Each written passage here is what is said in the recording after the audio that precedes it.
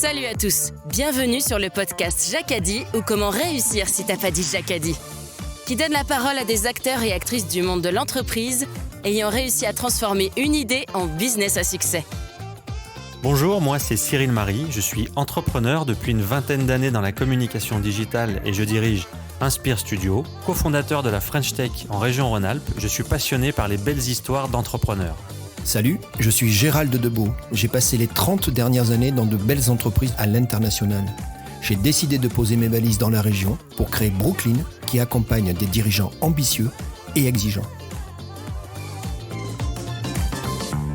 Cyril et Gérald, à travers leur passion pour le monde de l'entreprise, ont créé les podcasts Jacadi pour vous partager des histoires d'aventurières et d'aventuriers inspirants de l'entrepreneuriat. Positifs, pragmatiques et surtout persuasifs. Le digital à l'heure actuelle, quand on passe par des plateformes américaines, c'est pas l'humain qui est au centre de tout, c'est uniquement l'aspect capitalistique et la publicité. Nous, ce qu'on propose, c'est de remettre cet humain au cœur de l'écosystème et de le respecter dans son intégrité et dans son intégralité. Bonjour à tous et bienvenue sur les podcasts Jacadi. Aujourd'hui, avec Gérald, nous avons le plaisir d'accueillir Simon Cardon, le CIO de Greenweb et de Je Clique Local. Gérald, à toi la parole. Bonjour à tous, bonjour Simon. Bonjour Gérald, bonjour Cyril. Le petit Simon, il est comment quand il est jeune ? C'est quoi un petit peu la vie du petit Simon quand il est dans les premiers âges dans le nord de la France ? Je pense que le petit Simon, il est plutôt turbulent. C'est plutôt la remarque que j'ai eue de mes parents en grandissant. Il a souvent été un peu hyperactif et souvent assez engagé dans ce qu'il avait envie de faire. Simon, quand t'es jeune, il y a un drame dans la famille. Vous êtes 3 frères, c'est ça ? Je pense que t'es le petit dernier. Tout à fait. Et vous perdez votre maman, toi t'es très très jeune. Moi j'avais 5 ans. Et moi, ce que j'entends, c'est que finalement, ça vous a soudés. Ton grand frère a été un petit peu le papa bis. Enfin, vous vous êtes élevés entre vous. T'avais un papa très exigeant, je crois.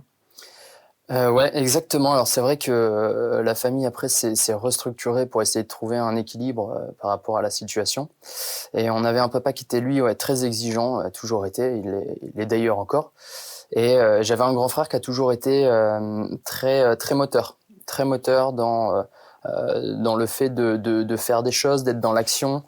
Et en fait, c'est vrai mon grand frère, il a au final pris aussi un rôle qui était un rôle assez parental dans cette situation. C'est vrai qu'il a su driver ses petits frères. Ton père était exigeant, mais pour tout. Notamment pour tes études. Je crois qu'à des moments, il y a eu des incompréhensions parce qu'il était insatisfait. Et ton frère dit que souvent il disait à ton père, mais t'inquiète pas, s'il y a bien quelqu'un pour qui j'ai pas de doute et qui s'en sortira toujours, c'est Simon. C'était ça un petit peu. T'avais déjà une bonne étoile, t'avais un fort caractère. En fait, j'ai toujours tendance à rien lâcher. Dans le sens où tant que je suis pas arrivé au bout de ce que j'ai entrepris, je ne lâcherai pas. Et c'est vrai que j'ai toujours eu ce caractère depuis que je suis tout petit. J'ai toujours été très combatif, même petit. Quand j'ai commencé le vélo à 6 ans et demi, je faisais des compétitions et j'ai toujours été un gros compétiteur au point d'être capable de passer la ligne d'arrivée et de tomber dans les pommes derrière, tellement je me donnais justement jusqu'au bout. Et c'est vrai que j'ai toujours voulu en fait me donner au maximum dans ce que je faisais. Tu parles de vélo, mais j'ai l'impression qu'il y a quoi ? Il y a le skate, ou sinon t'as une période skate, c'est ça ? Ouais, alors il y a eu un peu de skate, du vélo, du BMX. C'est vrai que je suis passé par différents sports. Après, j'aime bien les sports de challenge. Par exemple, le skate, ce qui est intéressant avec le skate, c'est que tant qu'on n'a pas rentré sa figure, on réitère. Et je trouve qu'en fait, c'est un bon apprentissage de la vie et surtout de la persévérance. Et c'est quelque chose qu'on retrouve dans ces différents sports un peu extrêmes, mais surtout des sports vraiment, vraiment de challenger où en fait, on se donne un objectif de réussir quelque chose et tant qu'on l'a pas fait, on s'entraîne, on continue jusqu'au moment où ça passe. Le skate, je crois savoir que il y avait un endroit où tu en faisais particulièrement, ça devenait un rendez-vous, c'était la place du Furet du Nord, c'est ça ? Il y avait une sorte de rendez-vous où les filles et les garçons, d'ailleurs à l'époque, se retrouvaient ? Ah ouais, c'était un peu le cluster de l'époque. C'est assez marrant, mais c'est vrai que c'est ça. En fait, c'était une des places du village. En tout cas, c'était la plage qui permettait d'avoir des bancs d'un côté et un beau bitume de l'autre. Donc, nous, on skatait côté bitume et les autres squattaient côté banc, et ça permettait d'avoir un groupe de jeunes qui venaient se donner rendez-vous là, et chacun faisait un petit peu son truc. Il y en a même certains qui venaient avec des BMX, etc. Mais on avait vraiment un endroit en fait où les gens se rassemblaient, et on était capable de passer nos journées de 14h à 20h là-bas sans s'ennuyer, quoi. On me dit quand tu étais gamin, tu étais une sorte de gendre idéal. Tu es un petit peu le chouchou des parents. Et alors, j'imagine que pour les filles, c'était plutôt sympa, mais pour tes copains, ça crissait pas des dents. Comment t'arrivais à vivre avec ça? Je sais pas, le coup du gendre idéal, c'est un truc que j'ai jamais trop compris. Je pense que c'est aussi parce qu'on a une éducation hyper stricte avec notre père, et du coup on se tenait vraiment à carreau. Alors c'était peut-être le côté gendre idéal qui faisait qu'on était obligé en fait d'être sur des rails. Et d'ailleurs ça me fait penser à revenir sur la partie éducation, et c'est vrai que mon père a toujours voulu qu'on soit très cadré dans ce qu'on faisait, et il considérait que l'école, fallait avoir 18 de moyenne. Quand on n'a pas 18 de moyenne à l'école, c'est qu'on est nul en fait pour lui. Si on fait une course de vélo qu'on gagne pas, c'est qu'on est nul en fait. Et mon père avait toujours cette vision des choses. Et du coup, c'est pour ça que ça a toujours été compliqué. Moi, j'ai eu des frères qui étaient très forts à l'école. Ils ont tous les deux, ils avaient 18 de moyenne. Moi, j'aimais pas l'école. J'étais pas fait pour l'école. En fait, j'adore apprendre. J'adore apprendre par moi-même. J'ai même joué différents instruments de musique. J'ai appris plein de choses par moi-même. Mais le fait d'être à l'école et qu'on me dise ce que j'ai à faire, et qu'on me dise que les choses doivent être comme ça, c'est quelque chose que je ne conçois pas, et que je ne conçois pas d'ailleurs toujours à l'heure d'aujourd'hui. Et c'est pour ça que j'entreprends, c'est pour remettre les choses en question. Simon, c'est quoi les gens qui t'inspirent quand tu es là, on va dire, pré-ado, t'es dans le monde déjà du vélo, je comprends, on va y revenir bien évidemment. Il y a du skate, il y a les copains. T'as des gens qui t'ont inspiré à ce moment-là, que je sais pas, t'avais un poster particulier dans ta chambre, un truc comme ça? Alors en fait, c'est marrant, mais pas du tout. En fait, j'ai jamais eu. Alors il y avait des pilotes dans le domaine du vélo qui pouvaient m'inspirer en me disant c'est incroyable ce qu'ils font, surtout que au final dans ma vie j'ai choisi un sport qui était hyper loin de là où je venais, que mes parents d'ailleurs comprennent toujours pas à l'heure actuelle. Mais j'ai jamais une personne en tout cas où je me disais c'est vraiment une énorme source d'inspiration. Alors il y avait des personnes, par exemple mon grand frère, c'est une forme d'inspiration parce que j'aime sa façon de voir la vie. Il est positif, il est engagé dans ce qu'il fait, pareil, il lâche rien, et puis il vit la vie comme lui il l'entend en fait, et il la partage avec les autres, et en fait il vit sa vie. Donc c'est quelque chose que je trouve vraiment intéressant. Mais après, en fait, j'aime bien m'inspirer au final, non pas de quelqu'un en particulier, mais plutôt de tout le monde. J'aime bien m'inspirer de Cyril quand on fait des choses ensemble. J'aime bien m'inspirer de l'ensemble de mes frères quand on fait des choses, de ma femme, en fait, de tous les gens que je peux côtoyer. Au final, pour moi, l'inspiration, c'est les gens, c'est la richesse des gens qu'on rencontre, parce qu'on est tous différents et on a tous quelque chose à s'apporter. Ton frère est très jacadiste, hein, parce qu'en fait, tu sais que dans la définition que nous on propose, hein, on dit que c'est d'abord positif. Ton frère est quelqu'un d'absolument positif, très pragmatique et surtout persuasif. Avant de passer aux études, parce qu'on va quand même parler des études, Simon, dans cette bande de jeunes, la place du Furet, il y a une jeune fille que tu côtoies, qui va devenir ton épouse. C'est incroyable cette histoire. C'est vrai. C'est vrai, et elle m'a fait de l'œil déjà quand j'avais 13-14 ans. On a toujours eu, à cette époque-là, on faisait du skate, et on était juste des ados. Et on a toujours eu quelque chose entre nous. Alors après, ça a mis quelques années à se mettre en place. Je pense aussi que c'est la maturité qui a fait qu'à un moment donné, c'était fusionnable. C'était pas trop le cas quand j'étais petit. Je pense que j'étais un peu trop aussi sur ma planète, un peu trop hargneux et un peu trop décalé par rapport à ce dont elle avait besoin, certainement. Mais c'est vrai que ce rassemblement, au final, ce micro-réseau social qu'on avait créé, qui était 100% physique sur la place du Furet du Nord de Béthune, c'était un lieu qui pouvait être assez magique. Et je pense que effectivement, notre couple est certainement parti de là. D'autres couples aussi. Mais aussi d'autres histoires, d'autres moments de partage. Donc ça a été en fait un lieu qui a été important dans ma vie. Simon, je te propose de revenir. Je sais que c'est peut-être pas ta première passion, mais finalement sur la partie école, le bac, ça se passe comment pour toi, le bac, Simon? Le bac, ça se passe en mode assez passif finalement, parce que effectivement, j'ai jamais été un profil premier de la classe. Pour le coup, je me suis toujours contenté du minimum. Alors bien que j'aime apprendre des nouvelles choses, c'est vrai que j'ai jamais été trop dans le système éducation nationale, on va dire, de façon générale. Et alors je me suis contenté d'un bac S où je voulais juste avoir le bac et avoir la moyenne. Mais en fait, ce qui était assez drôle là-dedans, c'est que bien que sans pousser trop les chevaux, j'ai été sélectionné dans une école dans les 100, parmi les 3500 ou 3600 candidats qui s'étaient présentés, à l'école qui s'appelle l'ENIC Télécom Lille, qui était une grande école d'ingénieurs dans le Nord. Et en fait, à ma surprise, j'ai été intégré dans cette école.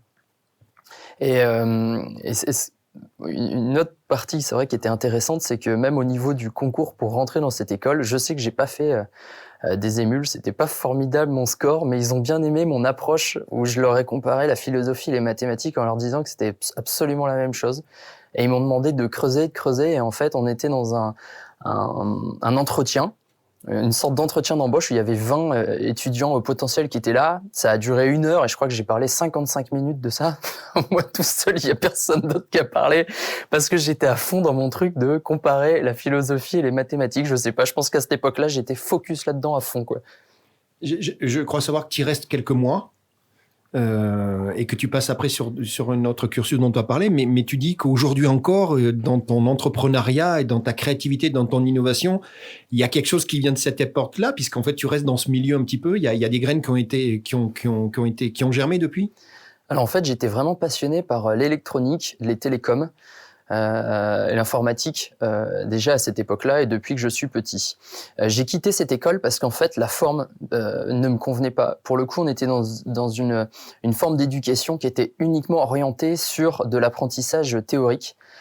Théorique où en fait pendant 3 semaines on était focalisé sur une seule matière. Et en fait, moi, et toujours à aujourd'hui, c'est quelque chose que j'arrive pas à concevoir. Je considère qu'il y a trop de choses à faire pour avoir une seule chose sur laquelle on peut se focaliser. Et c'est pour ça qu'au bout de 6 mois, je leur ai dit, excusez-moi, mais je pars. C'était la première fois d'ailleurs qu'ils voyaient quelqu'un partir, alors que d'habitude, on se faisait plutôt virer. Et je venais en cours après pour lire mon journal, mais je suis toujours resté hyper passionné par ce domaine-là. Sauf que j'ai contourné au final ce passage école d'ingénieur et je suis passé ensuite par un UTTC, donc qui a rien à voir, un UT dans le commerce, dans le marketing. Où j'ai fait 2 années à Lens. Donc c'était un énorme grand écart, mais en fait c'est un grand écart qui m'a ouvert l'esprit. Donc ça m'a vraiment permis de passer à quelque chose de nouveau, quelque chose qui m'a appris à m'exprimer, quelque chose qui m'a appris à mettre en avant, à mettre aussi en lumière des fois ma parole de façon plus limpide qu'avant. Et ensuite, je me suis dirigé assez naturellement, parce que quand on commence un peu le commerce, on termine un peu dans le commerce, et j'ai terminé à Subdeco à Chambéry, qui s'appelle maintenant l'INSEC, en spécialité marketing, où j'ai fait 3 ans. Donc tu passes de Lens à Chambéry. Il y avait une raison aussi personnelle. Il y a un peu plus de montagne peut-être à Chambéry pour ta pratique du vélo, non? C'est un peu ça? Effectivement, en fait, j'ai pu saisir l'opportunité de venir enfin dans les montagnes qui m'avaient toujours fait rêver depuis que j'étais tout petit et que je faisais du vélo. Donc j'ai atterri là naturellement. En fait, j'aurais aimé même atterrir là avant, à l'IUT. J'ai pas été pris à Annecy. Donc c'est pour ça aussi que je suis resté à Lens par chez moi avant de pouvoir venir enfin dans les montagnes. Mais tu t'arrêtes pas là parce que ton périple Lens-Chambéry, à la limite, je comprends. Mais tu vas encore plus loin parce que tu te retrouves quasiment en Australie. Qu'est-ce que tu fais en Australie là-bas? T'es dans une université, je crois. Alors en fait, l'Australie, c'était le rêve du bout du monde. Le rêve d'une césure, d'une coupure, mais en fait qui est une coupure qui est juste une énorme continuité. Et d'ailleurs, c'était à l'époque la réflexion que j'avais eue pour justement mettre en avant mon projet et être sélectionné pour aller dans cette université. Ils m'avaient dit qu'est-ce que vous voulez faire comme césure. Je leur avais répondu que il n'y a pas du tout de césure. Moi, je suis toujours dans une continuité. Je suis pas là pour casser quoi que ce soit. Et justement, c'était ça. C'était la continuité d'un développement qui était assez égocentré au final, parce que c'était l'envie à la fois de s'ouvrir à quelque chose d'absolument nouveau, à une nouvelle culture, mais aussi d'un point de vue personnel de couper avec ses racines, pour justement se challenger par rapport à ça, parce que c'est vrai que quand on se construit, on a des racines. On essaye de se construire des ailes, mais de temps en temps, c'est bien justement de pouvoir titiller ses racines et de voir si on est capable de les couper, les utiliser pour peut-être justement se construire de meilleures ailes. Et l'Australie, ça a été un moment où j'étais en toute autonomie. Je suis arrivé là-bas avec mon sac à dos. Je suis arrivé à l'aéroport. Je savais juste que j'avais un logement pour une semaine. Et ensuite, je ne savais rien du tout de la suite parce que j'avais 3 mois à attendre avant d'arriver à l'université. Et donc, je suis arrivé là-bas, j'ai rencontré des gens, ça m'a permis de trouver une chambre pour dormir sur les 3 mois d'abord à Brisbane, où j'ai fait pilote de pouce-pouce et où tous les matins je révisais mon anglais, etc. Et ensuite, je suis arrivé à l'université. Et là, l'université, c'était 100% à l'australienne. Et j'ai étudié le japonais pendant plusieurs mois. Alors ça, je trouve ça absolument génial. T'es en master, c'est du marketing et communication. Et comment on fait pour apprendre le japonais avec des Australiens ? Comment ça se passe ? Eh ben, en fait, j'ai toujours baigné un petit peu dans la culture japonaise. Quand j'étais petit, j'étais fan de Dragon Ball Z. Et en fait, c'est quelque chose qui m'a, pour le coup, vraiment inspiré parce que j'ai toujours trouvé ça intéressant qu'ils soient toujours dans un mode de combat permanent. Et j'ai toujours trouvé ça drôle et je me suis souvent questionné en me disant c'est marrant parce qu'ils vivent justement de leur combat et ça leur permet d'aller de l'avant, et d'avancer. Et en fait, le Japon, ça a toujours été une source de réflexion. C'est vraiment une culture qui m'intrigue à fond parce que je la trouve complètement perchée. Et du coup, je la trouve géniale. Et c'est vrai que j'ai étudié le japonais. Alors j'écoute de la musique japonaise, j'écoute beaucoup. Ma femme en peut plus d'ailleurs d'écouter du rock japonais à fond la caisse à la maison. J'adore les mangas, j'adore tous les trucs japonais. J'aime bien les japonais, le délire dans lequel ils sont de façon générale. J'aime même bien aussi l'industrie au final japonaise parce qu'ils sont hyper rigoureux tout en étant barrés, donc c'est assez drôle en fait. Ils sont hyper loin de nous, c'est ça qui est intéressant. Et en fait, dans l'étude du japonais en Australie, ce qui était génial, c'est d'être un Français un peu en vacances. Il y a ça aussi dedans, c'est que avant de partir, normalement quand on fait une césure dans des études, on est censé valider un diplôme à l'étranger. Sauf que j'ai appris en partant que en fait la validation de l'année, elle se faisait par rapport au billet d'avion. Il fallait que ça corresponde à une période et pas forcément aux notes qu'on avait. Sauf que c'était une info, j'étais un peu tout seul à l'avoir, mais je l'ai gardé bien pour moi et donc j'ai pas spécialement fait les examens là-bas en Australie, mais en tout cas j'ai bien profité d'être en cours et d'être en tongs et en short en cours. Et quand je suis arrivé dans mon cours de japonais, je me suis retrouvé seul français avec les profs japonais, ils étaient 3, et 15 ou 20 élèves australiens. Et en fait, quand on apprend le japonais, déjà il y a 3 alphabets différents. Il y a énormément de choses à apprendre, et moi je leur ai dit, ils m'ont dit direct, au bout d'un mois, il faut apprendre les 3 alphabets. Moi, je leur ai dit, ouais, non. Bah non, parce que ça fait trop de choses, en fait, à apprendre. Je vais apprendre les alphabets et après, on fait quoi ? Ah bah si, ça marche comme ça. Alors moi, je leur disais, bah non. Et en fait, c'est la première fois qu'il y a quelqu'un qui remettait un truc en question, en fait. Et autant les Australiens comprenaient pas en disant, bah, il est pas dans le truc, il répond pas, en fait, à la logique habituelle où c'est tout, les choses sont comme ça, etc. Et du côté japonais, en fait, ils étaient surpris, mais ils comprenaient pas vraiment ce qui se passait. Par exemple, je voulais pas payer $200 pour acheter le livre qui allait me servir que quelques mois, en considérant qu'il y en avait plein dans la salle et qu'on pouvait regarder un livre à 2. Et le prof japonais avait jamais vu ça et ils ont été tellement surpris que elle me ramenait mon livre tous les cours et je me retrouvais avec mon livre qui était prêté directement par le professeur et tout ça. Et il y a eu toujours un mélange de culture qui était énorme. Par exemple, quand on devait lire du japonais, il faut savoir qu'avec notre accent français, on parle bien le japonais. On sait faire des Q, des ki. Ce truc impossible pour un Australien en fait. Donc quand je parlais japonais pour lire des choses, tout le monde me regardait en disant waouh. Et je passais pour le mec hyper balèze alors que j'apprenais rien. J'apprenais rien, j'apprenais, mais je répondais pas vraiment à la logique éducationnelle qu'ils me proposaient eux de leur côté. Et donc ça a été génial parce qu'une rencontre des cultures qui a enrichi au final tout le monde parce que on en arrivait en cours à parler finalement de notre approche du monde de façon générale et on voyait bien que ça intéressait tout le monde. Alors, si je résume, c'est Simon de Béthune, français, qui est en Australie, qui apprend le japonais, qui est en train de remettre en question les codes du troc et des échanges commerciaux, finalement. Mais pendant ce temps, tu as une jeune femme qui s'appelle Axel, qui est une des copines de l'époque du Furet du Nord, qui, elle, descend dans le sud de la France. Je crois même qu'elle passe un moment de l'autre côté de la barrière, côté italien, c'est ça? Et il y a un truc magique, vous vous retrouvez à Béthune? Et là, il se passe comme tu dis, il se passe ce qui devait se passer. Il y a des grosses décisions de vie à ce moment-là, c'est ça? En fait, on a vraiment été liés. Depuis notre adolescence, on est resté quasiment toujours en contact jusque nos 17 ans et demi. Après, on a eu une coupure pendant quelques années où je pense qu'il y a un contact qui a été un peu trop court-circuité et ça a fait des étincelles à un moment donné. On s'est perdu un petit peu de vue. Puis après, on a repris contact grâce au digital. Hein. On s'est un peu retrouvés, on a commencé à rééchanger et on est resté en lien de 20 ans jusque 25 ans. Et c'est vrai on s'envoyait toujours des messages, on était toujours un peu en lien et tout ça. Et à un moment donné, on s'est retrouvés dans notre Béthune natale.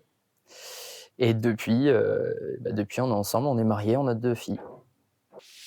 Alors Simon, on va parler de vélo. On a une anecdote, code postal 62 232 à Anzin. Ça te rappelle quelque chose? Ça me rappelle beaucoup de choses. Une piste de cross, une grue, une méga bosse et une inauguration. Tu peux nous en parler un petit peu? Alors, je pense que à cette époque-là, on voulait vraiment vivre nos rêves. Et pour le coup, je suis allé voir en fait la mairie d'Anzin, donc 62 000, comme tu l'as énoncé. Et je leur ai dit bonjour, j'aimerais construire des bosses et on a besoin de votre aide. Et le premier adjoint de la mairie nous a dit oui, vous pouvez nous en dire un peu plus. Et je l'ai amené sur place en lui disant regardez, il y a déjà 2-3 petits trucs, sauf que ça suffit pas. Nous, on aimerait bien avoir plus de choses. On est tout un groupe, on veut pouvoir faire du vélo avec des belles bosses, etc. Et il m'a dit ok, t'as besoin de quoi? Et je lui ai dit je pense à un grutier, une grue, parce que nous on sait pas faire grand chose. On va pas y aller avec notre pelle. Et il a dit ok. On va faire quelque chose et on va faire quelque chose de bien. Et là, j'ai drivé les travaux. On s'est donné rendez-vous, on a pris la grue, on a fait nos bosses. Est-ce que c'est là qu'est né ton esprit d'entrepreneur un peu? Je pense qu'à l'époque, je le voyais pas spécialement comme ça. Mais ce qui est sûr, c'est que ça a été un exemple concret du fait que, en se bougeant un petit peu, on a pu obtenir ce qu'on voulait. Et on a pu en profiter et vraiment bien se marrer. D'accord. Avec les pansements qui vont avec et derrière? Alors avec les pansements, tout à fait, parce que je pense qu'il y a eu quelques belles boîtes là-bas et j'ai encore 2 cicatrices sur le ventre qui viennent de là-bas. Si Simon, on disait toi et moi que dans notre définition à nous, mais en fait on la met sur la table pour que tu te l'appropries de Jacadi. Il y avait, tu te rappelles, le 3e P, c'était ce côté persuasif. C'est ça qui fait qu'à un moment, tu as un adjoint au maire qui dit « J'y vais banco les jeunes et je vous accompagne ». Qu'est-ce que tu en penses? T'avais ça quand même, t'avais ce côté leader qui ressort à ce moment-là. Alors je pense qu'il y avait ce côté leader. Il y a aussi ce côté, dans tous les cas, je ne lâche rien. Dans le sens où l'adjoint du maire, j'ai raccourci la situation, mais je pense que j'ai dû l'appeler, le contacter 20 fois. 20 fois pour m'assurer que c'est go, quoi. C'est go, on y va et on va faire quelque chose et on va bien le faire et ça a donné quelque chose qui a été vraiment le début en fait de se rendre déjà d'une communauté, parce que c'est vrai qu'on a pu créer en fait le premier club de VTT un petit peu extrême au nord de Paris. On avait nos boss, on avait notre club, on a déposé des statuts, loi 1901. J'étais président du club, le club s'appelait X-Frichti. J'avais 17 ans. Et en fait, on voulait foncer. Et c'est vrai que c'était moi qui étais plus mis devant. Donc, c'est un rôle qui, dans tous les cas, que j'apprécie. Moi, ça me dérange pas de foncer. Et j'ai l'impression que j'ai été un peu constitué pour fonctionner de la sorte. Le vélo, c'est un moment, c'est très fort dans ta vie. On va y revenir parce que tu es un sportif de haut niveau. Mais par contre, j'ai l'impression que il y avait une histoire roller quand tu étais jeune. Moi, je voudrais te parler d'une histoire. On est sur le parking d'Intersport à Béthune. Tu es avec ton grand frère, Germain. Et ton frère, il est plutôt doué à ce moment-là. Vous avez 6 ans d'écart, je crois. Et puis, la barre, elle est de plus en plus haut. Et ton frère, c'est le pro. Sauf que à ce moment-là, ton frère, ça se passe pas bien. Il chope la barre, il se casse la binette. Et toi, tu as 6 ans de moins, alors que tu n'es même pas dans la même catégorie. Tu y vas, tu te lances et tu passes la barre. Et là, il paraît qu'il y a une photo qui doit être quelque part où on t'appelle le petit ninja parce qu'en fait, tu as un geste qui est totalement improbable, c'est ça? Qu'on a essayé de me définir, j'ai rien compris. Enfin, les jambes d'un côté, les bras de l'autre, c'est incroyable ce truc-là, cette histoire-là. Je pense que j'avais 8-9 ans. Et en fait, c'était un concours de saut en hauteur en roller sur un tremplin qui devait faire 60-70 cm de haut. Et c'est vrai que on passait chacun notre tour, on essayait de passer au-dessus d'une barre. Et on allait tour après tour, et le haut de la barre, c'était à peu près 2 mètres. Et les tours s'enchaînent. Et entre adultes, enfants, moi je pense que j'étais le plus jeune. Et c'est vrai que je passais tout le temps les barres. Donc 1m50, 1m60, 1m70. Au bout d'un moment, mes frères arrêtent. Sauf que mon grand frère, comme à son habitude, et mon autre frère aussi, c'est mais vas-y, fonce. Et c'est vrai que ça a souvent été comme ça quand j'étais petit. Eux, ils y arrivaient pas forcément, mais moi, il fallait que ça passe, quoi. Donc ils me disaient, allez, fonce. Sinon, t'es nul et tout. Donc moi, challenger à fond, j'y vais, je fonce. Donc je passe la barre des 2 mètres. Il y a plus personne qui est capable de passer la barre, mais ils me disent, tu peux aller plus haut. Je dis ouais. Bon, ils poussent la barre, ils se mettent les uns sur les autres, ils montent la barre au-dessus, et on devait arriver à 2 mètres 30, entre 2 mètres 30 et 2 mètres 50. Et je saute le truc en prenant un élan pas possible avec le tout petit tremplin qui faisait 60 cm, et je me mettais des vols de fou, et en fait, en l'air, je me pliais pour faire une énorme virgule comme ça pour pouvoir passer justement au-dessus de la barre. Et à la fin, ils ont même mis une voiture. Et j'ai sauté du coup au-dessus de la voiture, et il y avait une foule pas possible de gens qui étaient là, et moi j'étais vachement pris dans le truc. Ça me paraissait naturel parce que mes frères me disaient mais si, vas-y, c'est bon, ça passe quoi. Il y a pas de... Et donc moi je le faisais naturellement, et tout le monde après me disait mais t'es complètement taré en fait. Mais moi j'avais pas du tout l'impression d'être taré parce que j'étais encore dans la maîtrise de ce que je faisais, dans le sens où je suis pas du tout tombé, j'étais encore bien, à la limite j'avais des rollers de fitness qui étaient pas des rollers pour faire des trucs acrobatiques, donc c'était un peu limite pour les chevilles. Mais j'étais carrément en confiance, ça passait bien, et c'est vrai que depuis ce jour-là, il y a une photo qui est chez moi où je suis tout en haut de ces barres à plus de 2,50 m de haut, plié en deux, et je suis minuscule parce que je dois avoir 8-9 ans. Et cette photo, elle est restée assez mémorable. Donc, t'as ces moments de gloire et déjà de performance dans le roller, puis finalement le sport qui va t'accaparer. On revient au vélo, hein. Et tu dis toi-même, moi j'avais un rêve et je l'ai accompli. Donc en 2018, c'est en Andorre, tu deviens champion du monde. Alors moi je trouve ça extraordinaire qu'un petit jeune de Béthune où c'est le plat pays, tu sois champion du monde de downhill, hein, avec du relief. Ça se passe comment, ce championnat du monde ? Ce championnat du monde, il commence déjà très très mal, parce que quelques mois avant le championnat du monde, je me fais une luxation de l'épaule en janvier, en faisant de la moto. Et une forte luxation, parce que j'ai un déplacement de 12 cm, et en fait je m'arrache un nerf qui gère un muscle derrière qui s'appelle le deltoïde postérieur, il me semble. Et en fait je me retrouve après 3 semaines d'immobilisation à être incapable de bouger mon bras. Ça c'était en février, le championnat du monde c'est en juillet. Donc c'était février-juillet. Et au final, je l'ai pris comme un nouveau challenge en me disant c'est pas possible, ça peut pas m'arriver. Donc je décide de tout faire pour essayer de retrouver mon signal nerveux et l'utilisation de mon bras, en me disant moi j'ai comme objectif le championnat du monde de vélo en juillet. Donc il faut que je retrouve d'abord l'usage de mon bras pour ensuite pouvoir continuer mon entraînement et rester hyper focus. Et en fait, c'est vrai que ça a été un énorme travail mental avant tout, parce que je devais travailler sur moi. Et c'est vraiment à ce moment-là que j'ai pu comprendre justement que pour être efficace dans n'importe quel domaine, il faut avant tout se battre contre soi-même avant de se battre contre les autres. Et c'est le fait de se battre contre soi-même et de produire le meilleur de soi-même qu'ensuite on est capable de battre les autres. Mais l'objectif premier n'est pas de battre les autres, c'est de se battre soi-même, c'est vraiment de pouvoir se dépasser.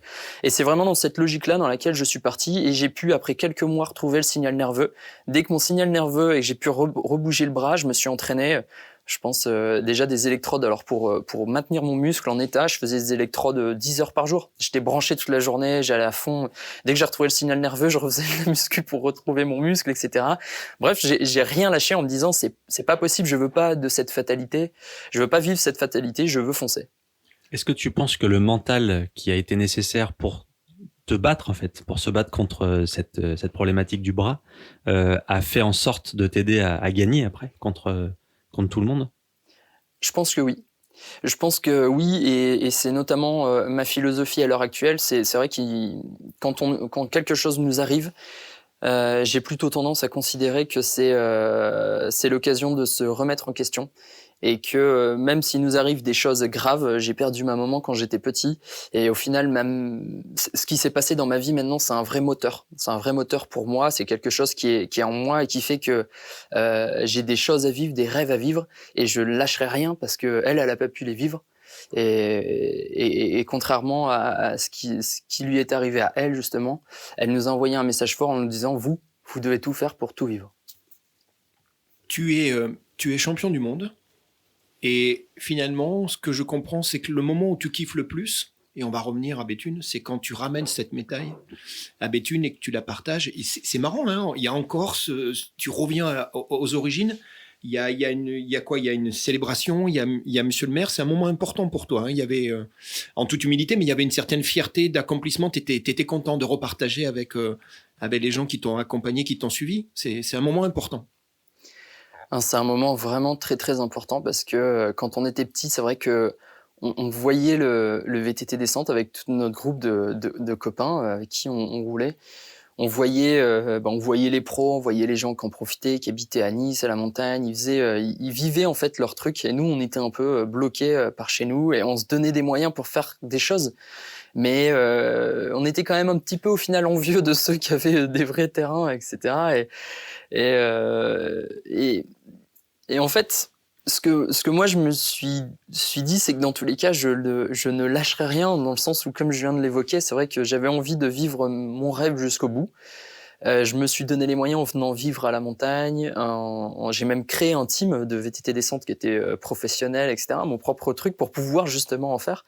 Et le fait de ramener cette victoire à Béthune, au final, c'était une médaille que j'avais envie de partager avec tous les gens qui ont partagé mon enfance et qui avaient aussi des rêves. Et je voulais ramener ça comme si c'était un message fort en disant, vous voyez, si vous lâchez rien, si vous vous donnez les moyens d'atteindre vos objectifs, et ben, vous pouvez les atteindre. Et vous pouvez vivre en fait ce que vous avez au final envie de vivre. Et c'est pas parce que on est du Nord ou ceci ou cela, etc. On est tous sur Terre avec 2 bras, 2 jambes, une tête. On est sur une Terre qui est ronde.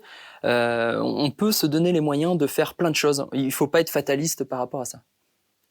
On a un mot qui est le mot résilience dont on parle beaucoup. Tu as vu en ce moment, et tu parlais de parfois un sport qui est finalement qui heurte quand même, hein, sur lequel tu as eu des soucis.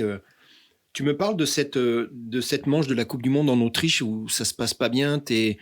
Enfin, je veux pas en rajouter, mais tu es quasiment dans les 150 derniers mètres, tout est fait, et puis il se passe quelque chose, et tu te prends là par contre une grosse gamelle, et tu vis une situation très compliquée. Alors en Autriche, j'ai eu plusieurs gamelles. J'avoue que c'est une piste qui m'a bien torturé parce que je me suis cassé un coude là-bas, et je me suis fait une trentaine de points de suture à un bras, et je me suis aussi cassé un genou effectivement avant la ligne d'arrivée, quelques centaines de mètres avant la ligne d'arrivée. Alors ça a été en fait je suis tombé sur la fin du parcours. Je me suis fait très mal, j'ai cassé mon casque, etc. Mais j'ai voulu continuer et passer la ligne d'arrivée. Donc je suis remonté sur mon vélo. Et une fois passé la ligne d'arrivée, j'étais incapable d'enlever mes pieds des pédales parce qu'en fait, comme j'avais plus de ligaments au genou, je m'étais fracturé le tibia et j'étais en plus complètement sonné. En fait, quand ça s'est juste refroidi en passant la ligne d'arrivée et que mon taux, je pense, d'adrénaline est descendu, j'avais une douleur telle que j'étais bloqué effectivement sur mon vélo. Et là, ça a été un drame dans le sens où pendant 6 mois, j'ai dû tout arrêter et me rééduquer et retrouver justement des sensations. Alors, retrouver le physique, c'est une chose, mais il faut surtout retrouver du mental avec de la confiance. Et c'est ça surtout le gros travail. Parce qu'on est obligé d'avoir un gros mental pour retrouver le physique. Et c'est pas le contraire, en fait. ton frère médecin intervient, je crois, parce que tu te retrouves bien évidemment urgence, hospitalisation. Il y avait une barrière de la langue, je crois. Et moi, on me raconte que ça rajoutait en plus à la douleur. Et c'est ton frère, alors je sais pas, il est au téléphone, j'imagine, qui essaie d'intervenir, de guider les choses. C'est un truc épique quand même qui est arrivé à ce moment-là. Alors cette fois-ci, c'était par rapport au coude, parce que il m'est arrivé un truc qui arrive absolument jamais, c'est qu'en pédalant avec mon VTT de descente, j'ai cassé la chaîne, et je suis passé par-dessus et je me suis rétalé à un seul endroit où il y avait absolument rien. Donc faute à pas de chance totale, sauf que je me suis retrouvé à l'hôpital avec un coude l'os du coude qui dépassait de la peau, etc. Bref, c'était assez moche. Et quand je suis arrivé à l'hôpital, j'étais avec un copain. Une sacrée anecdote, parce que pour le coup, c'était un copain qui m'accompagnait à l'hôpital, parce que 2 ans auparavant, c'était moi qui l'avais accompagné dans un hôpital à New York, où il avait chuté en VTT, et comme j'étais le seul à parler anglais, j'étais venu avec lui, je l'avais accompagné toute la journée là-bas, et là, il m'a dit, écoute, c'est la revanche, c'est moi qui t'accompagne, et quand on est arrivé, en fait, là-bas, on s'est retrouvé face à des Autrichiens qui parlaient que autrichien, et qui m'engueulaient complètement. Ils nous ont engueulés parce que quand on est arrivé, il y avait plusieurs VTTistes de la Coupe du Monde qui étaient allongés sur des brancards. Et nous, le premier truc qu'on a vu, c'est qu'on avait les mêmes paires de chaussures et du coup, on s'est marré.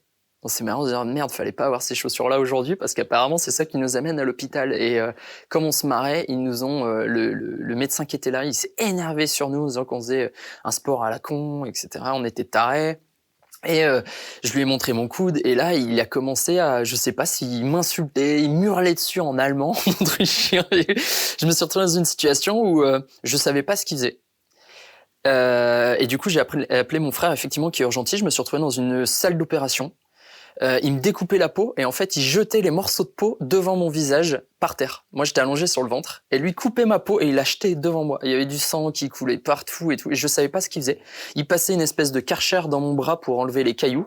Il m'hurlait dessus. Et en fait comme il m'hurlait dessus, j'ai appelé mon frère pour essayer d'être rassuré, essayer de comprendre ce qui se passe. Et donc j'avais mon frère au téléphone d'un côté, le médecin autrichien qui m'hurlait dessus en autrichien et qui me découpait la peau. Je sais pas ce qu'il faisait. C'était absolument incompréhensible. Et c'était une vraie torture parce que c'était impossible de communiquer. Je savais pas ce qui se passait. Mon copain qui m'accompagnait était de l'autre côté de la porte et il regardait tout le monde en se disant merde, écoute, s'il te bute, j'interviens parce qu'on sait pas trop ce qui se passe. Donc je me suis retrouvé, il m'a recousu. Ensuite, il m'a dit faut aller là-bas, je vais là-bas. Ils m'ont mis un énorme plâtre, mais je savais même pas si j'avais le bras cassé ou quoi que ce soit. Enfin, j'avais une grosse blessure, c'est sûr. Et ensuite, ils m'ont dit c'est simple, faut rester là. Je fais quoi? Faut rester là? Oui. Alors, ils m'ont amené une liasse de papier. Je pense qu'il y avait 100 feuilles. C'était un contrat de déresponsabilisation. Et ils m'ont dit, vous signez ça et vous restez là.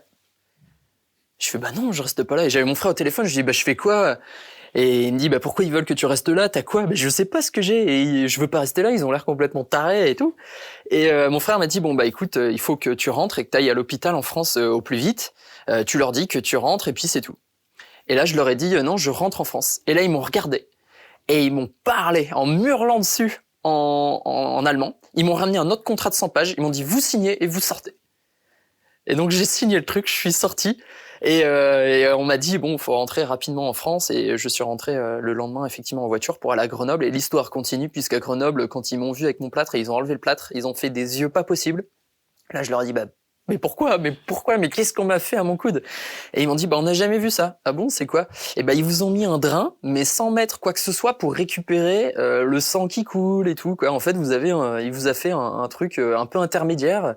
Et effectivement, c'est pour ça que j'ai le plâtre plein de sang. J'avais un plâtre qui était rouge plein de sang. C'était absolument horrible. Et quand on n'est pas médecin et qu'on se demande juste ce qui se passe, on se retrouve dans une situation où, en fait, on rigole pas du tout. On a juste les pétoches et on sait pas trop ce qui va se passer. Et à Grenoble, ils m'ont enlevé mes points de suture, ils m'ont refait mon truc, ils m'ont rassuré. Et c'était là qu'on se disait que l'allemand, ok, ça aurait été bien de le parler, mais ce sera pas pour tout de suite quand même. L'histoire finit bien, puisque finalement, comme tu dis, après, il y a toute une rééducation. Moi j'ai juste une question pour clôturer ce petit chapitre. T'es retourné en Autriche à titre perso? Tu vas en vacances? Non, alors en fait, sincèrement, cette anecdote-là, c'est ce qui a mis la fin à ma carrière de haut niveau. J'ai arrêté le VTT descente à haut niveau à ce moment-là pendant à peu près 2 ans et demi. avant que ce soit un énorme manque et au final je me repenche dessus pour me rechallenger avec un petit chronomètre. J'avais besoin justement de retrouver un chrono et de me retitiller par rapport à ça. Mais c'est vrai que ça a été assez marquant parce que c'était blasant sur le fait que ce qui m'est arrivé, c'était un peu de la faute à pas de chance. Ce qui a suivi derrière, c'était dur, c'était mentalement dur, c'était assez éprouvant la situation. Et puis j'étais aussi à un moment donné où on était en fin de saison. Je ne savais pas trop si je repartais pour l'année prochaine. Et je me suis dit, bon, bah, en fait, c'est l'occasion au final de prendre de la recul, d'avoir un peu de distanciation sur ce qui se passe. Et en fait, cette distanciation, c'est aussi ce qui m'a permis derrière de mieux rebondir, de me reconstruire, de prendre du recul, bien souffler, pour revenir avec une nouvelle approche de ce que je faisais, de mon activité. Et sincèrement, si j'avais l'approche actuelle, si j'avais eu cette approche actuelle dans ma carrière de haut niveau que j'avais eu avant, j'aurais été beaucoup plus performant. Simon, les gens bienveillants disent de toi que tu n'es pas fait pour être salarié d'une entreprise et que tu as t'as besoin de cette liberté-là, mais en même temps, on dit de toi que tu es très exigeant, en commençant par toi-même, bien évidemment, puis les gens qui t'entourent. Est-ce que finalement, cette somme d'être toi-même ton employeur et puis d'exprimer ta propre exigence, c'est un peu le point de départ de GreenWeb? Tu veux bien nous en parler? Je peux valider, effectivement. D'un point de vue purement entrepreneuriat, c'est clairement la liberté d'entreprendre, le fait d'être libre et d'être absolument responsable de ce qu'on fait, de nos actes et des conséquences relatives qui me motivent, moi, au quotidien. Ça, c'est un axiome de base. GreenWeb, c'est le fruit de l'entrepreneuriat, mais aussi de valeurs personnelles. C'est un projet qui mêle différentes choses et qui est parti d'une problématique que je rencontrais en travaillant déjà auparavant en fait dans le digital en tant qu'entrepreneur, de me poser la question au final de l'impact de ce qu'on est en train de faire dans le digital, l'impact d'utiliser des réseaux sociaux, l'impact d'utiliser des sites internet, des applications mobiles, et je me suis beaucoup posé cette question et en fait on se rend compte qu'on a vraiment un impact qui est sociétal et qui peut être négatif en fait du côté sociétal, et un impact environnemental, c'est-à-dire qu'Internet pollue. Quand on clique, quand on scrolle, quand on swipe, il y a un impact environnemental. Il faut savoir que quand on utilise Facebook une demi-heure par jour, c'est l'équivalent de 300-400 mètres en voiture. Le même impact environnemental que faire 300 à 400 mètres en voiture quand on passe une demi-heure sur Facebook. Ce qui peut paraître complètement fou parce que c'est quelque chose d'intangible. Mais non, c'est bien réel. Le numérique pollue. Et le numérique a aussi un impact sociétal très fort, notamment sur les nouvelles générations, parce que l'utilisation des réseaux sociaux, l'utilisation de certaines plateformes génère de l'addiction. Ce sont des ascenseurs émotionnels. Et dans cet ascenseur émotionnel, on se retrouve des fois face à des situations qui peuvent être critiques. Mais est-ce je peux en déduire que finalement, un petit peu la mission de GreenWeb, c'est d'accompagner tes clients à justement continuer à développer leur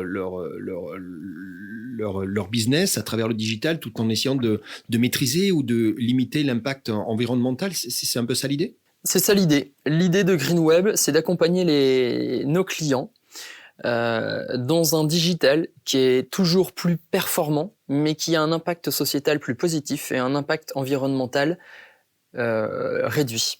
Donc on reste toujours justement dans cette logique de performance. C'est pas parce que on parle d'écologie digitale que forcément on est obligé de réduire les choses, de réduire des performances. On oppose souvent en fait l'écologie par exemple à l'économie.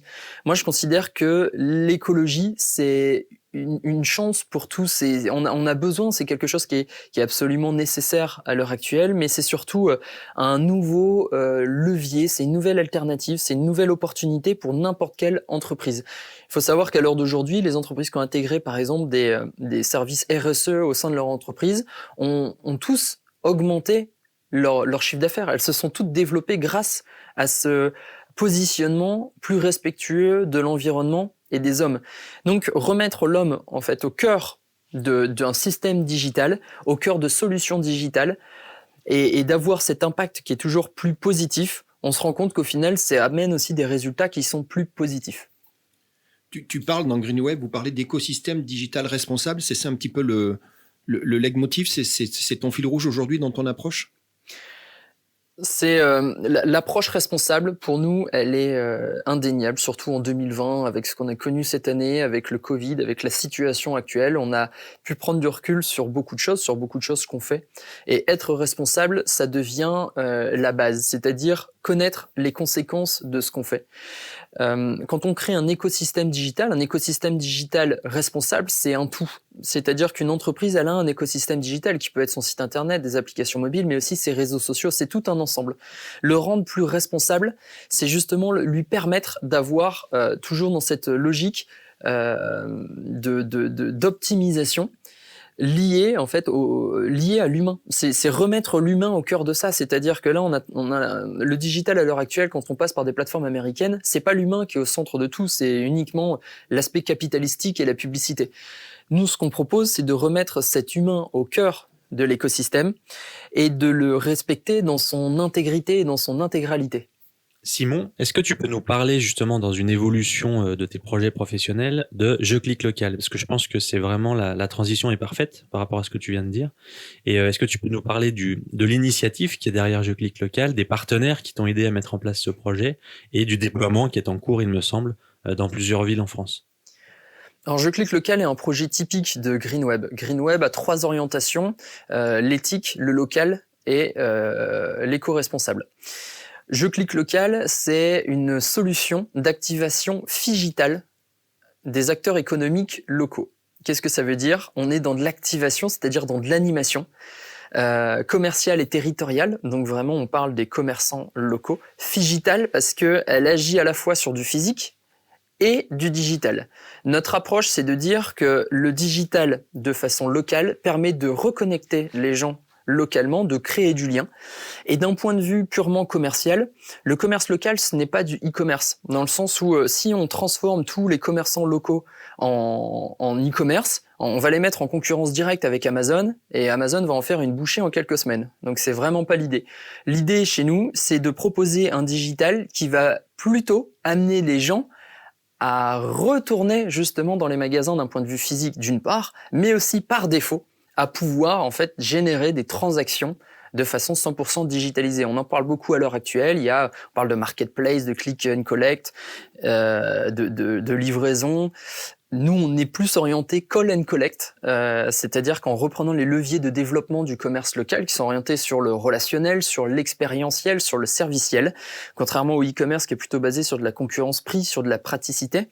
On a vraiment voulu reconnecter les citoyens consommateurs avec les commerçants en leur proposant un panel de fonctionnalités, mais c'est des fonctionnalités qui sont là pour créer du lien social avant d'être dans une transaction purement e-commerce.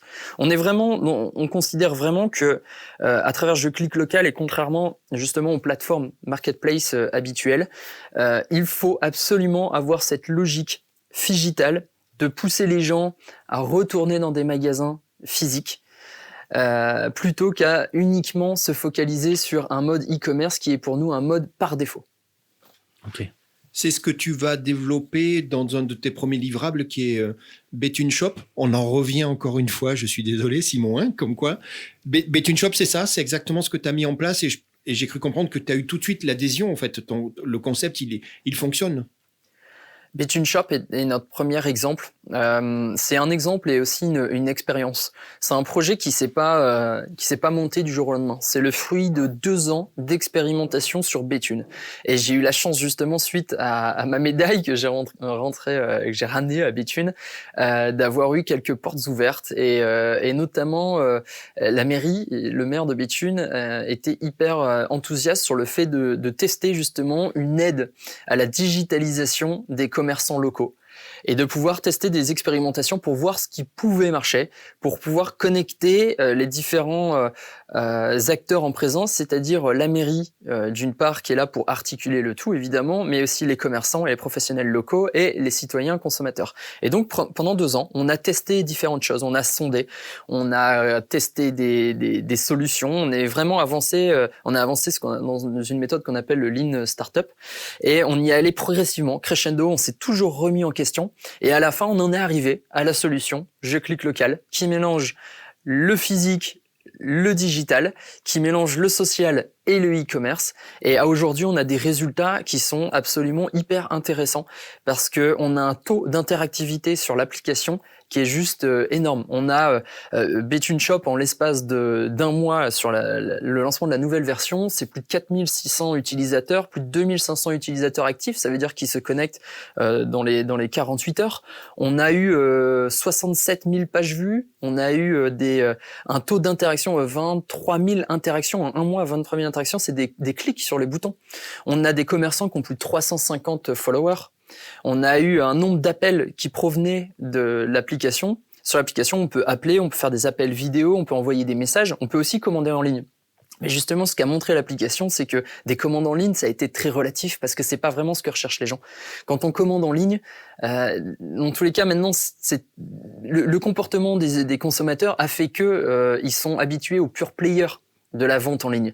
Et c'est toute la complexité du modèle actuel, c'est que si on veut digitaliser les commerçants locaux, il faut qu'on y aille avec énormément de recul, en faisant très attention de pas les mettre en concurrence avec Amazon et les pure players parce qu'ils vont se faire démonter. C'est le recul d'ailleurs qu'on a à l'heure actuelle avec le commerce américain. Aux États-Unis, sur les 10 dernières années, ils ont, face à la montée, à l'émergence d'Amazon, les commerces locaux se sont digitalisés. Et en fait, ils ont tous été absorbés par Amazon. Et le fait de se digitaliser en essayant de faire du e-commerce, ça les a mis vraiment en concurrence, mais direct. Les consommateurs, d'accord, au début, ils ont voulu faire un geste presque citoyen en consommant d'abord local, mais ils se sont rendus compte que le t-shirt qu'ils achetaient chez le commerçant local, qui était à 35 €, il est à 15 € sur Amazon. Donc au début, c'est un geste, oui, sauf qu'après, on rentre dans une logique qui est économique. Et c'est Amazon qui reprend le dessus. Et Amazon, en fait, a accéléré la digitalisation des commerçants, a accéléré le déclin des centres-villes américains. Et on se retrouve à l'heure actuelle aux États-Unis avec des centres-villes avec uniquement des bars, des restos et des zones d'activité qui sont autour. Et Amazon qui est au final là pour tout chapeauter, quoi. Ton concept Figital, finalement, toi, tu es en train de dire que dans votre expérimentation, le click and collect, c'était quasiment l'échec. C'est ça, en fait. C'était l'ultime solution, mais que finalement, vous êtes en train de démontrer qu'il y a toute cette alternative pour garder le mix, et il n'y a pas de combat, finalement, entre le physique, le lieu de vente, la relation dont tu parles beaucoup, et puis l'expérience digitale. C'est ça, en fait. Ce que tu veux dire, c'est qu'on ne doit pas mettre en avant le produit, mais le vendeur, en fait. C'est la relation. En fait, quand on prend le commerce local et on enlève la relation, le côté relationnel et l'humain du commerce local, eh ben le commerce local n'a plus de plus-value. Et donc, si on oriente uniquement les commerces locaux vers du click and collect et donc des solutions e-commerce en enlevant complètement la partie relationnelle et humaine, eh ben ils se mettent en confrontation avec les géants du web et ils ont absolument aucune chance de survie.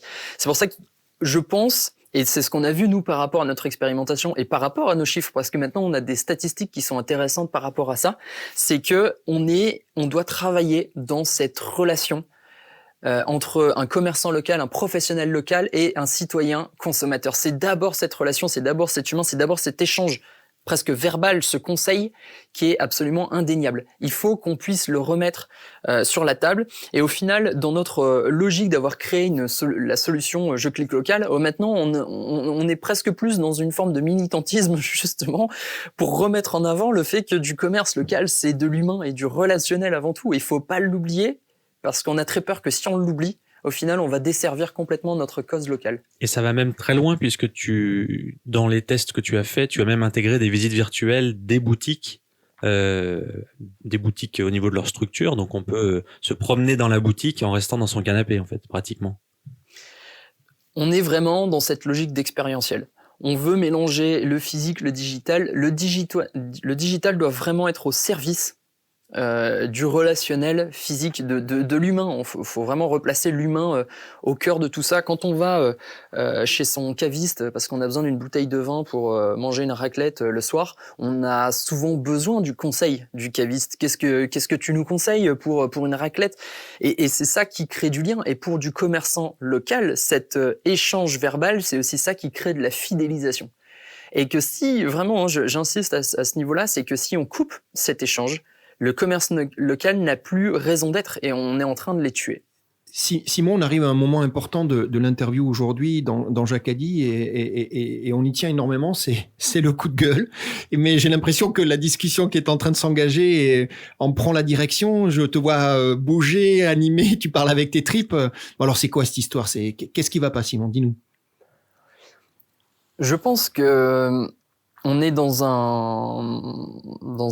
un paradigme. La situation, elle est extrêmement étrange parce que on force à digitaliser les commerçants et les professionnels locaux en considérant que cette digitalisation, elle est absolument nécessaire et elle va leur permettre de survivre. Et c'est absolument un mensonge. Parce que c'est pas du tout ce qui se passe. Cette digitalisation elle est absolument indispensable. Pourquoi? Parce que d'un côté, on a forcément des consommateurs qui, eux, utilisent tous les supports digitaux. Il faut être à la rencontre de ces consommateurs. Mais d'un autre côté, on parle en ce moment, c'est la fête, c'est les marketplaces e-commerce qui poussent comme des champignons. Marketplaces qui permettent le click and collect, etc. Et qui sont nos concurrents dans Je Clique Local, parce qu'on nous range dans cette catégorie-là. Le gros souci, c'est qu'une plateforme e-commerce qui permet justement à un commerçant de vendre en ligne, elle lui permet en fait d'exploiter un mode qui est absolument par défaut. Un commerce local n'a jamais été fait pour faire du e-commerce. D'ailleurs, ils sont pas du tout, ils ont pas cette structure qui leur permette de faire du e-commerce.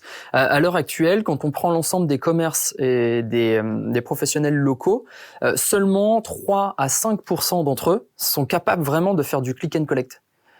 Donc on se retrouve dans une situation qui est absolument paradoxale où en fait on pousse à vendre en ligne alors que la vente en ligne sur ce domaine-là, il est absolument dérisoire. Mais dérisoire, ça c'est le premier problème. Le deuxième problème, c'est que on commence à avoir du recul sur ces commerçants locaux qui se mettent à vendre en ligne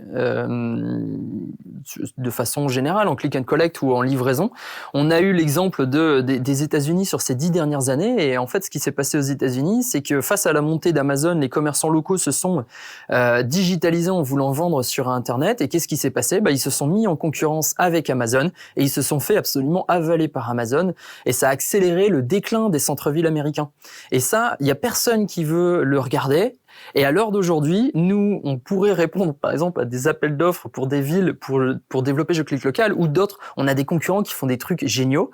Mais qu'est-ce qui se passe? C'est que les villes font des briefs, des cahiers des charges qui sont orientés sur des marketplaces e-commerce dont on sait que ça n'apporte absolument rien d'autre, ça génère pas de vente. Ça fait que les commerçants font 3 POV ventes, sont ouverts pour 3 POV ventes et on pense que c'est la solution, mais pas du tout. Et en plus de ça, ça va juste les mettre en concurrence directe avec Amazon. Donc on est vraiment, on se marche complètement sur la tête. Mais alors, moi je te trouve très sympa pour un coup de gueule finalement, mais c'est quoi le message, Simon? On fait quoi? Qu'est-ce qu'il faut faire? C'est quoi le message? Le message, c'est de prendre du recul. Il faut analyser avant de foncer tête baissée. On pourrait dire presque tête dans le guidon, je connais assez bien. Dans la mise en place de fausses solutions, je pense qu'il faut prendre du recul et il faut vraiment se rappeler que le commerce local, c'est basé d'abord sur du relationnel et que quand on coupe ce relationnel à du commerce local, en fait, c'est un commerce qui n'a plus de sens. Il a plus de sens et donc il faut faire absolument attention que cette digitalisation, elle intègre ce relationnel, cet expérientiel, ce serviciel, il doit être absolument au cœur de tout. Donc moi, j'invite juste les collectivités territoriales à prendre du recul, à regarder les résultats des marketplaces qui ont été installés dans certaines villes. Il y a pas de vente, et en plus on fait croire des choses aux commerçants en leur disant vous allez vendre grâce à ça, mais ils vendent rien parce que ça vend rien. Le premier conseil qu'on pourrait limite donner à un commerçant, c'est plutôt d'aller vendre sur Amazon plutôt que de se créer uniquement une plateforme e-commerce. Il faut, en fait, ça manque énormément d'expertise. Le gouvernement, les régions poussent à fond à ce développement du e-commerce local, mais il faut regarder les résultats. Ça n'apporte rien de concret, ça n'apporte rien de franchement positif. Le message est clair. Simon, tu es entrepreneur dans l'âme, tu avances, tu es même champion du monde. Mais il y a un endroit et il y a un domaine dans lequel on me dit que tu es tout sauf champion du monde. Je te vois sourire. Moi, Simon, je voudrais que tu me parles de tes capacités à cuisiner. Ça se passe comment la cuisine pour Simon ? T'as un plat préféré, je crois. Il y a même limite, tu sais faire qu'un plat, c'est ça l'histoire ? Je pense que je ne porte pas mon nom pour rien. Je ne suis pas un cordon bleu, mais un cardon bleu. C'est c'est un nouveau mode qui consiste à savoir absolument pas cuisiner. Et c'est vrai que je vois la nourriture comme quelque chose qui nourrit, plus que comme un art, bien que j'aime bien profiter de l'art de ma femme, qui cuisine extrêmement bien. J'aime bien en profiter, mais c'est vrai que moi, faire la cuisine et m'adonner à ce genre de pratique, c'est pas du tout mon truc. Moi, on me dit, Gérald, va pas t'embêter. Si Simon t'invite à manger celui qui cuisine, on sait qu'il y a un seul plat qui sait faire. Tu me parles de ces pâtes au cordon bleu, c'est vraiment le plat que tu sais faire. Alors, c'est vraiment le plat que je sais faire. Pour le coup, je suis même un champion du monde de la cuisson des cordons bleus. Sauf que je suis de plus en plus végétarien, donc mon cordon bleu, je le mange de moins en moins. Et ça pourrait être triste, mais non. Mais effectivement, je suis assez limité. Mais j'avoue avoir une bonne maîtrise de la cuisson, des pâtes complètes, cordon bleu. C'est quelque chose que je maîtrise assez bien, aussi par rapport aux petits assortiments qu'on pourrait y intégrer. Donc, tu es en train de me dire que même pour le cordon bleu, tu arrives à être champion du monde, c'est ça ton message ? Non, franchement, là-dessus, je suis pas sûr du tout. tu veux bien me parler de l'expérience flexitarien ? Je pense que c'est important. Tu me rappelles un petit peu, parce que c'est un concept qui est intéressant, qui est basé sur l'équilibre, sur le côté raisonné, modéré. C'est ça un petit peu la philosophie autour d'être flexitarien de nos jours ? On est toujours dans une logique de responsabilisation vis-à-vis d'ailleurs de soi-même. On est dans le respect de soi-même pour sa propre santé, d'une part, et aussi par rapport à la santé de la planète. Il y a une logique aussi écologique par rapport à ça. Alors le flexitarisme, comme on pourrait l'appeler, il consiste vraiment à avoir une nourriture qui est basée sur d'une part l'apport nutritionnel pour être orienté sur quelque chose de santé, et d'autre part sur un aspect donc plus écologique où on fait attention justement à la qualité des aliments plus qu'à leur quantité. Est-ce que on parle de régime quand on est un sportif de haut niveau, ou juste faire attention et justement cette notion d'équilibre, en fait un peu tout, mais dans des proportions modérées? C'est ça un petit peu l'idée? Je pense que tout est lié à une forme d'équilibre. Alors parfois avec des extrêmes, c'est-à-dire qu'il y a l'extrême plus, l'extrême moins, et que l'équilibre il est au milieu et qu'on passe de temps en temps juste dessus. Le curseur fait juste survoler la phase d'équilibre. Mais je pense que la vie, de façon générale, si on a envie d'être bien dans sa peau et de mener des choses à bien, on est forcément obligé de trouver une forme d'équilibre. Quand on s'adonne, par exemple, fortement à quelque chose, où on se met dans le rouge parce que, par exemple, moi je travaille beaucoup, je fais aussi du sport. Quand je fais du sport, je me donne à 110%. D'un autre côté, pour trouver l'équilibre, il faut trouver des phases de repos, il faut trouver des phases d'équilibre psychologique. Par exemple, je travaille beaucoup. Pour travailler beaucoup, je suis obligé de faire beaucoup de sport. C'est ce qui vient équilibrer mon mental. Mais quand on fait beaucoup de sport, forcément, on a aussi besoin de se reposer physiquement derrière. Donc, je pense que c'est la logique holistique, c'est-à-dire de se dire qu'on a un point de vue global sur soi-même par rapport à tout ce qu'on fait, et qu'il faut trouver un équilibre, mais cet équilibre, il doit être au quotidien. Ça doit pas être forcément travailler pendant 3 semaines non-stop et partir en vacances derrière 2 semaines pour être capable de récupérer et de se retrouver. Je pense que l'équilibre, c'est un quotidien, c'est quand on se lève le matin, on travaille une partie de la journée, et à un moment donné, on mange, on essaie justement de bien manger pour rester en forme. On a le moment où on fait du sport qui permet d'évacuer. On a le moment où on se retrouve en famille qui permet aussi de se déconnecter. Donc on a Cet équilibre, moi, c'est quelque chose que j'ai toujours recherché parce que j'en ai absolument besoin. Je suis effectivement beaucoup dans l'extrême, dans certaines choses, dans une forme d'engagement. Et si j'avais pas cet équilibre qui me permettrait de remettre le curseur au moins à 0 tous les jours, je pense que je serais assez rapidement grillé et ça n'aurait absolument aucun sens.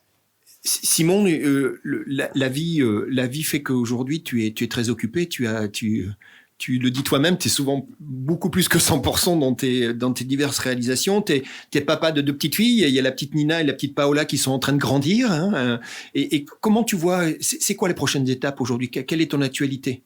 Je pense qu'il n'y a pas qu'une actualité. On est dans plusieurs actualités à venir, familiales, professionnelles et sportives qui me composent le plus d'ailleurs. Familiale parce que j'ai envie de passer aussi du temps avec mes 2 petits bébés qui ont 22 mois et 6 mois et que avec qui j'ai énormément envie de partager de choses, de voir grandir, de partager vraiment beaucoup de choses. Et il faut savoir que forcément dans la vie aussi d'un entrepreneur ou d'un sportif, il y a la famille, et la famille, c'est ce qui permet d'aller chercher aussi le point d'équilibre dont on parlait la dernière fois. C'est un socle qui fait que ça nous rebooste et ça nous recentralise. Donc ça, c'est absolument indéniable. D'un point de vue sportif, je veux absolument remettre en question mon titre de champion du monde. Donc l'année prochaine, je me prépare pour justement ce nouveau championnat du monde et toutes les courses qui seront liées par rapport à ça. Je veux aussi m'afficher et me prendre la ligne de départ du championnat du monde de pump track, qui est une autre discipline, mais c'est quelque chose sur lequel je m'entraînais beaucoup en Australie, donc c'est assez marrant. C'est un truc que j'aimais beaucoup et que j'ai découvert là-bas. Du pump track, c'est un tout petit circuit en bitume et on est avec des BMX ou des VTT. Il faut faire le tour le plus rapidement possible, on est chronométré, et c'est un gros challenge aussi mental, physique, qui est vraiment très intéressant. Donc ça, c'est mes challenges sportifs. D'un point de vue entrepreneurial, j'avance sur GreenWeb, sur toujours la création de solutions digitales éthiques, locales et éco-responsables, et notamment en ce moment sur la création de solutions d'hébergement green. Donc vraiment éco-responsable, aussi éthique avec une gestion souveraine des données, locale parce que ça va se faire dans le Rhône-Alpes. Derrière, pousser toujours un peu plus loin pour justement avoir une logique toujours pousser plus loin le côté écologique des data centers qui consomment énormément d'énergie.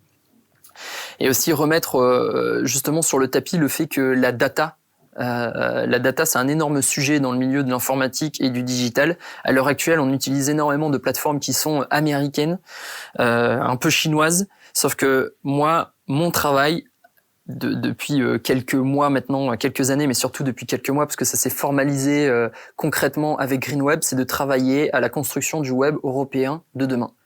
Donc je fais partie d'un consortium européen où on travaille sur le futur Netflix européen, et je veux absolument justement qu'on retrouve un digital qui est européen avec les valeurs européennes, et qu'on essaye de freiner justement cet empirisme américain sur le digital qui fait que à l'heure actuelle tout ce qu'on utilise est américain, mais ça veut dire complètement imprégné de la culture américaine. Et c'est hyper dommage, c'est que en Europe on a aussi notre culture, on a cette richesse culturelle, ce mélange des cultures, on a cet aspect plus écologique d'ailleurs que les confrères américains. Mais il y a énormément de choses à faire pour se construire une vraie souveraineté européenne, et je me voue presque corps et âme dans ce combat parce que je pense que l'avenir, il est là. Simon, ce que je te propose, c'est que nous, chez Jacadi, on te réinvite dans quelques mois, et puis tu viens nous raconter comment tout ça s'est passé, la partie sportive qui est importante, et puis ce combat, cette mission, cette vision que tu as de redonner à l'Europe ces lettres de noblesse et cette autonomie vis-à-vis de tout ce qui est big data. T'es OK avec ça ? Je suis tout à fait OK. Simon, on arrive à la fin de l'interview, et ce que je te propose, c'est de revenir un petit peu sur l'essence de notre raison d'être aujourd'hui. On est autour rappelle-toi ce concept de jacadisme qui pour nous est important, c'est tous les déclencheurs, et tu viens de partager avec nous tous ceux qui ont fait ta vie et qui sont en train de t'amener vers d'autres environnements.